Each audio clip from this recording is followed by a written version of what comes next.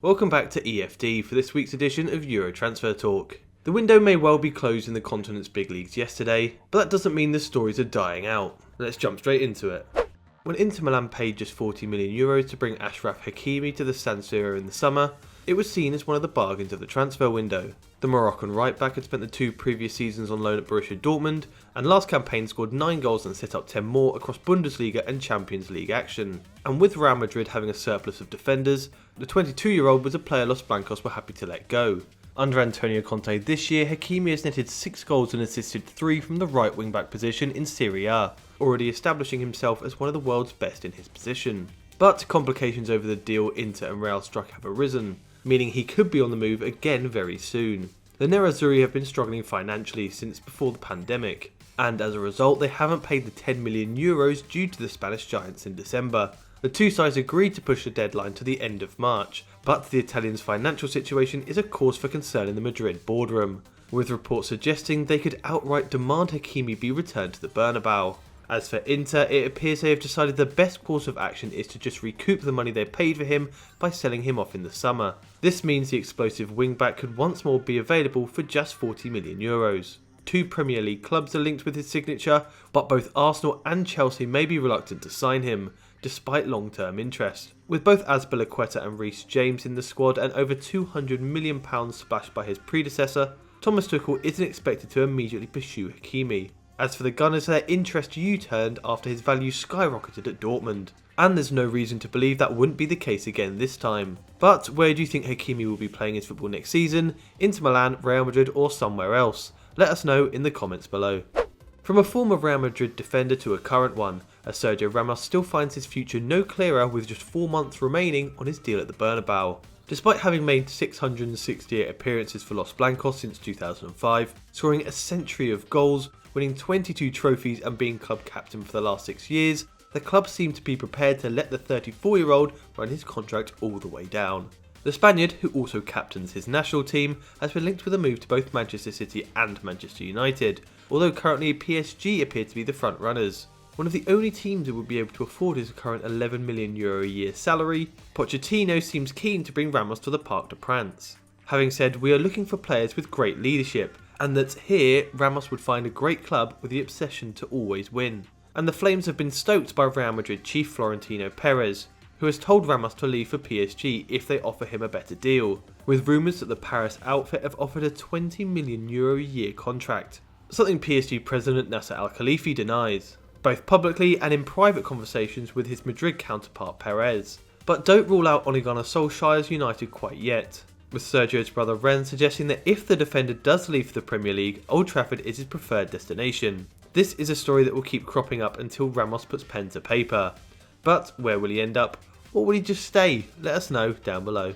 Before we move on to our next story, just a reminder to hit that subscribe button and the notification bell so you never miss a video.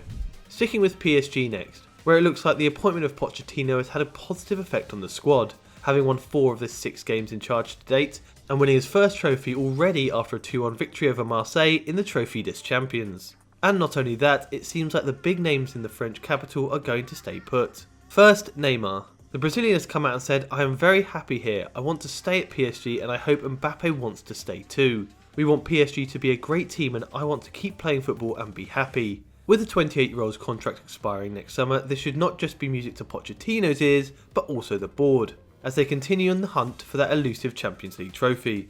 Kylian Mbappe is in the same contract situation as Neymar, and has been in discussions over a new contract with the French side for months now, alongside being linked with the likes of Liverpool and Real Madrid. With Thomas Tuchel no longer in the picture, there shouldn't be any clashes between Mbappe and management, but there's an even better sign that the 22-year-old is keen to stay in Paris. Tottenham midfielder Tanguy Ndombele recently revealed that his international teammate has actively tried recruiting him for the French champions, with the pair discussing it for a few years in a row.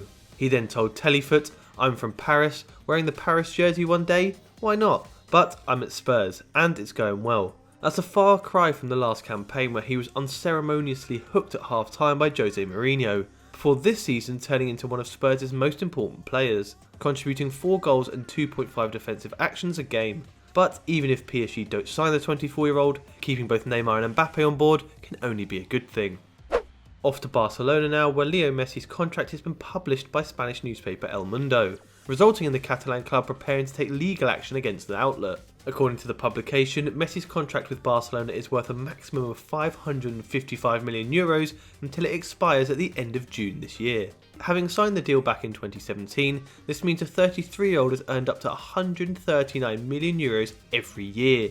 Of course though, this isn't all earned through base salary, with a €40 million loyalty bonus due for the 6-time Ballon d'Or winner at the end of this campaign, regardless of whether or not he remains at the Camp Nou this summer. The report also said that Messi has already secured over 90% of the contract's total worth, which is the most valuable ever awarded to a professional athlete, over €100 million more than the deals handed to America's top sports stars. However, the rumours suggesting that Barcelona are €1.2 billion in debt. This is also an untimely reminder of the lengths the side are going to keep the best player in the world. But the belief is that despite the mega deal, Messi actually generates more than €250 million in revenue, close to double of what he takes out the club. Joan Laporta, president of Barca from 2003 to 2010 and candidate for the next elections, told RIC1 that the club once carried out a study that showed Messi was responsible for a third of the 26-time La Liga champions' total income. In regards to the contract leak though, Barcelona issued a statement saying they expressed absolute support for Lionel Messi, especially in the face of any attempt to discredit his image, and to damage his relationship with the entity where he worked to become the best player in the world and in football history. A brief update next on Erling Haaland. We brought to you a couple of weeks ago the fact that Chelsea were preparing to break the transfer record to bring the Borussia Dortmund star man to Stamford Bridge this summer. That would have meant paying a premium as his €75 million release clause isn't active until summer 2022. However, BVB are in a financial crisis, with the pandemic reporting to have lost the club over €75 million over the past 12 months. The club is considering to sell the Norwegian international this summer instead to recoup their losses. And it would be a huge loss, with Haaland already scoring 21 goals this campaign for Dortmund. But of course, if he is still available for transfer this summer, all the big clubs are going to be making moves for him. So as ever, who do you think Haaland should go to? Or should Dortmund try and keep hold of him for one more year? Let us know in the comments. Finally, we end with the latest updates and rumours surrounding the European Super League. Once again, there is more opposition against it, with La Liga chief Javier Tebas coming out and accusing Liverpool, Manchester United and Real Madrid of plotting with FIFA to destroy football. Tebas said this would destroy the ecosystem and balance of the game in Europe, suggesting that the initial discussions over the Mega League began with FIFA President Gianni Infantino and Real Madrid chief Florentino Perez, but that United and Liverpool's American owners, Joel Glazer and John W. Henry respectively, have also been part of these meetings. This comes at a time where the future format of the Champions League is up in the air. As recently as last October, Infantino said he had no interest of there being a European Super League, with his focus much more on improving the Club World Cup. As ever, let us know what you think in the comments. Is there a scope for a European Super League? So that's all we got time for today on Euro Transfer Talk. What did you think of the stories? Did we miss anyone out? Let us know in the comments below. And as always, if you like the video, please leave a like, subscribe if you haven't, and we'll see you next time.